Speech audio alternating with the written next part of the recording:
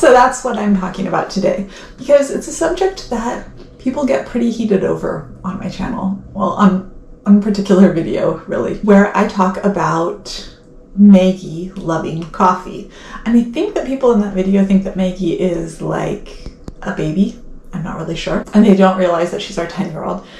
But today I want to talk about ADHD and autism a little bit, and coffee, because a lot of people don't seem to get what I was saying when I briefly mentioned it in the other video. So I decided to make an entire video where I talk about it, because people can get pretty judgy. If you don't know, if a person has ADHD, then stimulants can be calming, help them focus. Stimulants don't affect people who have ADHD the same as they affect people who don't. And that's what I want to talk about today. Before I knew much about ADHD, other than that we were pretty sure Paul had it. When he was first assessed for it during law school, the first doctor said he had it. The second one said he didn't have it, which meant no accommodations throughout law school. He graduated from law school, and then finally this last year, a little more than a year ago now, he finally got a diagnosis that included both ADHD and autism. So really that was just from Paul was my first experience with hearing about ADHD. And I do have ADHD. For anyone who's new here, I'm also autistic. And we have 5 kids who are also autistic, and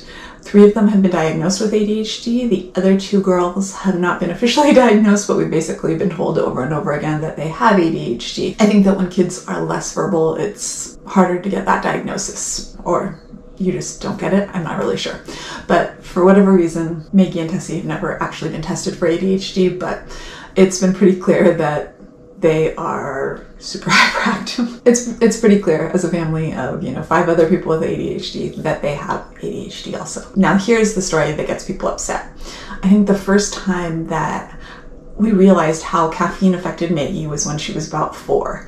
And that's young, but she'd never had soda before, and there was a medicine we were trying to get her to take, and we couldn't get her to take it. We tried a bunch of different things and she wouldn't drink it, and we don't really have a lot of soda in the house. It's not something that I usually buy unless we're getting like pizza as a special occasion. But that day we happened to have leftover cherry Pepsi, probably from when we had had pizza, and I decided to mix that with the medicine, and she drank it. It wasn't a medicine that was for ADHD. All of a sudden she was so calm and so focused, and she went, and at this point she was still in therapy we don't do anymore, but at that point she went and she completely focused and did all of her work for the day, like super fast, better than she'd ever done before. And I was shocked, and some of the therapists started saying, oh yeah, you figured out that she's a little bit hyperactive, huh? And that's how caffeine affects hyperactivity, and that actually a lot of the kids that went to the center had coffee in the morning before they went to the center. And Maggie was still really little, and I didn't even try giving her coffee, but I didn't like the idea of her drinking soda all the time either. We talked with her neurologist about it, and he was like, yeah, you should probably put her on like Ritalin. And I wasn't really comfortable about putting my 4-year-old on Ritalin. We just sort of waited. And sometimes I would give her like a little tiny bit of soda, because it seemed like a very small amount affected her in a very big way. I mean, she was little, but it was a small amount even for her. Like, put an inch in a cup and she would drink that and be very, very calm. She did not drink very much soda. Quick side note, I say soda because I'm from California, and all of my kids say pop because they've lived in Michigan for 10 years almost now, and Maggie is the one who's got me saying pop now, because Maggie asks for pop if we go to McDonald's. It finally happened. I resisted as strongly as I could, but anyways, back to coffee. So I think Maggie was around 7 or 8 when she started trying to steal people's cups of coffee and drink them, and before that she had not had coffee. But she tried it, and I drink my coffee black because I don't like to drink a lot of my calories. I usually drink either straight unsweetened tea, black coffee, or just water. I drink like a gallon of water a day because the migraine medication I'm on makes me thirsty all the time. I was pretty happy with that. I like that Maggie likes coffee, and I like that she likes iced tea, because they're things that she can have that are calming, that don't have sugar in them at all. However, it's not something she has regularly. It's probably something she has like once a month. Even if she's hyper, it's not like, I'm usually thinking this is how we need to calm her down, because everybody in our house is hyper. She is not as hyper as either of her sisters anymore, now that she's older. It's mostly just when she asks for coffee. At the beginning of this school year, when we were trying to figure out what to do, what level she was at, what to do with school, we did try Adderall. After the first meeting at school, they said they weren't sure how they'd even be able to test her unless she was medicated.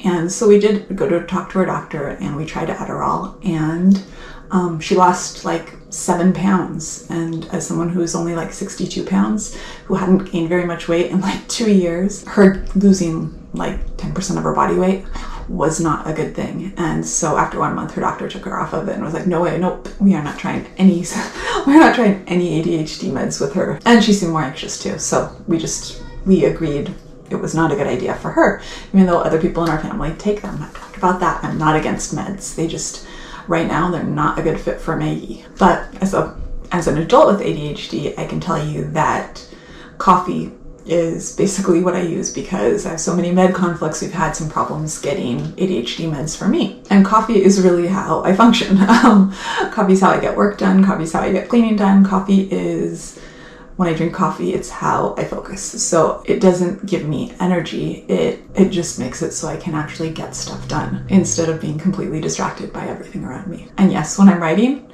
the days that I write like 6,000 words are usually heavily influenced by coffee. I like that it sort of helps me activate my hyperfocus when I'm struggling with that. For those people out there who are horrified to hear that a 10-year-old sometimes has coffee, it's just not the same for us as it is for you. It affects us differently. And honestly, from my personal perspective, as an adult, I'm trying to think of how to put this into words. As an adult, I like who I am, but the parts about myself that I probably struggle with the most, like executive function and impulsiveness, are things that I feel like really get reined in when I drink coffee, which is totally self-medicating, but until we figure out the whole med thing, this is where we're at. I'm not suggesting you give coffee to your 3-year-old, but I just wanted to explain. As an adult with ADHD, I've seen a number of really good, memes or pictures that depict what it can be like, the difference between medication and not medicating when you're on ADHD. One of them was like walking through waist deep water, trying to get things done. Taking meds was like not having to walk through water, and basically realizing that this is how it is for everybody else. The way things are right now, when Maggie asks for coffee, I usually give her sips of mine. It's not like she drinks her own cup of coffee. And other than that, I don't offer it to her. We don't have a reason right now for her to need to be calm. Really, it becomes more of an issue when it's like school and trying to learn. And I want that to be as easy for all of my kids as it can be. And coffee is just one tool that can be used to help someone with ADHD focus, especially when meds aren't a possibility or meds aren't working.